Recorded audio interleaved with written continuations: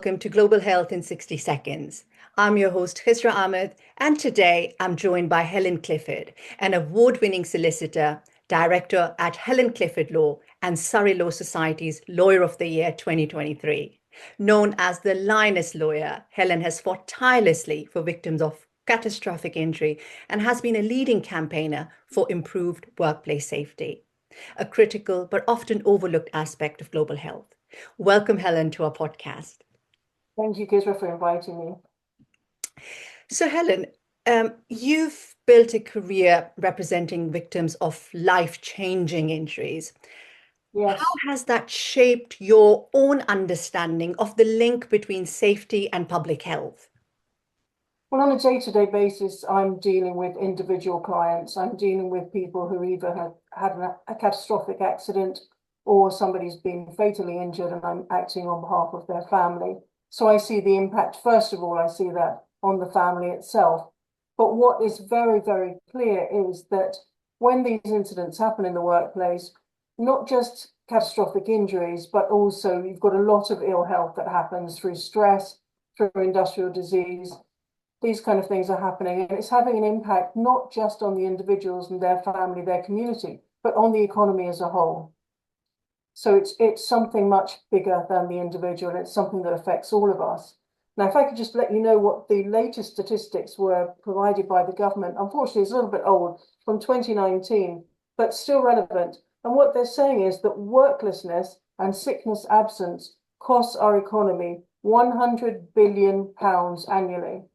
That's significant, isn't it? So that's something Absolutely. that's affecting all of us. And what we're seeing is that, it's a public health issue, isn't it? It's an issue for the community as a whole, and it's also a worldwide issue. So what can we do about that? We need to be looking at how to improve the situation, not just for individuals, but also, as I say, for the economy as a whole. So we're looking at improved safety in the workplace, people being treated fairly, improved working hours and conditions, making sure that people have access to adequate facilities. I mean, I have clients who tell me they work on building sites where there's no running water, where they're still in situations where there are no toilets, where there are no first aiders on site. These sort of things which we would have thought in today's society were basic, and we would expect to see those in all workplaces. I mean, there have been some horrendous reports about big companies doing things like putting people under so much pressure, they're actually having to wear nappies because they were not being given toilet breaks. And those are inhumane and extreme conditions. But we're seeing a whole range of things. And what's quite often not shown in the statistics that are produced by the Health and Safety Executive are the longer term impacts. So industrial disease, somebody who may pass away from an industrial disease after they've left the workplace. So that may no longer be recorded as a workplace death because it happens after they retire, although the retirement may well have been due to ill health. We're seeing suicides caused by stress at work. Again, those are not recorded in the statistics, but those are directly caused by work, and a number of campaign groups are looking at how that can be changed. I think people will remember that there was a head teacher who felt so upset by an Ofsted report that she actually committed suicide, and there was an inquest recently into her death. And her family is very, very keen that changes are made so that doesn't happen again. Now, Helen, earlier we were talking about, this.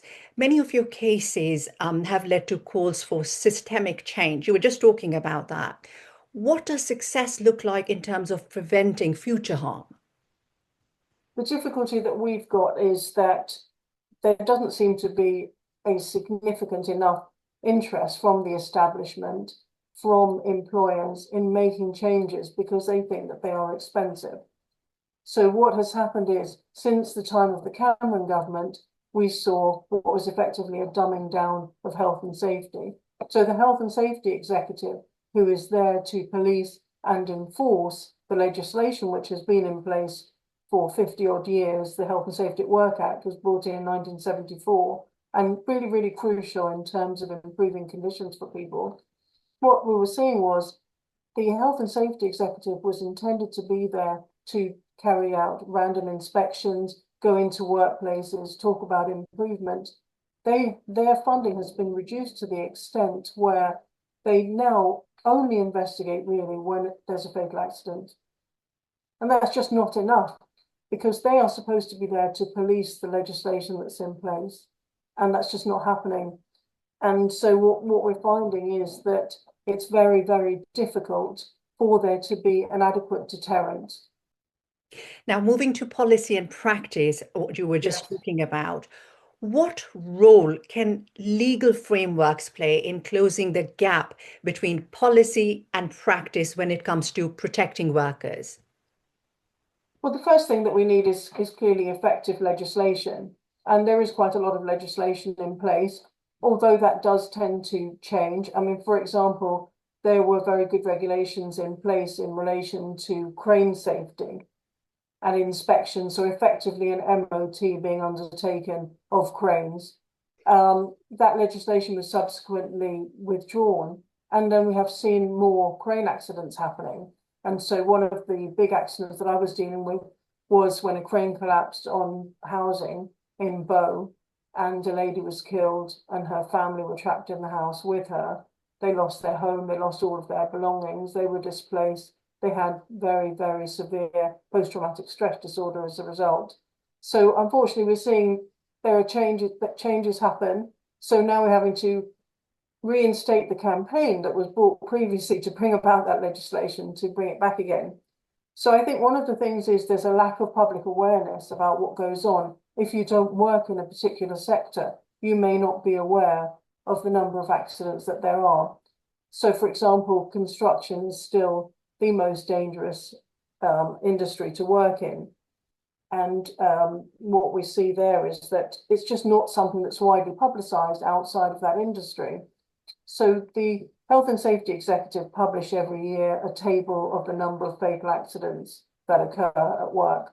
And so for 24-25, it was 124. And as I said before, that doesn't adequately represent all of the things that have happened. That's their official statistics. Of that, 35 of those fatal accidents occurred in the construction industry. That's the highest single number of any industry. So I think one of the things that's really important is public awareness. And that's one of the reasons why my clients are often prepared to engage with the media to make people aware of what's happened, to make them aware that in 2025, people are still being killed and seriously injured at work. And that's not something that we really expect to happen in our society. We think we're civilized, we think we're educated, we think that there are resources, technology, etc., there to prevent these things from happening. But I just don't think that there's enough awareness as one of the problems. I think it's got to be a desire to bring about change, hasn't there?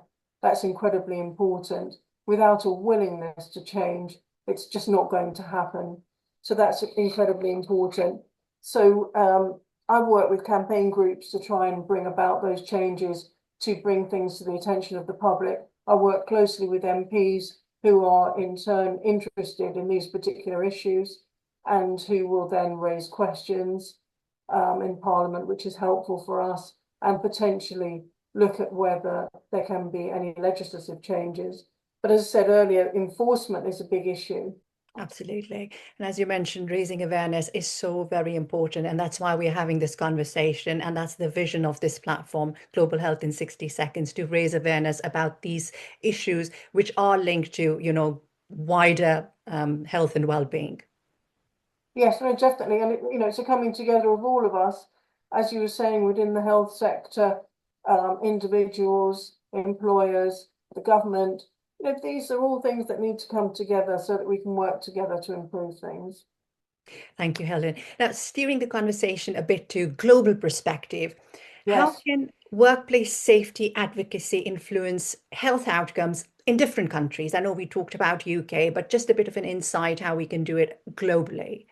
Okay, well, to give you some of the statistics, worldwide, 2.78 million workers die every year. 2.78 million workers. That's That's an a awful lot. huge loss, yeah. And there are 374 million non-fatal accidents worldwide. So this is all work-related. 65% of the global work-related fatalities occur in Asia. So just that we know what's happening and where. So the International Labour Organization and the UN, they've come together to provide guidance on how to improve health and safety. And again, it goes back to a lot of the things that we previously talked about. Robust health and safety laws are crucial. Although we are not doing great in this country, we are way ahead of the game compared with many other countries.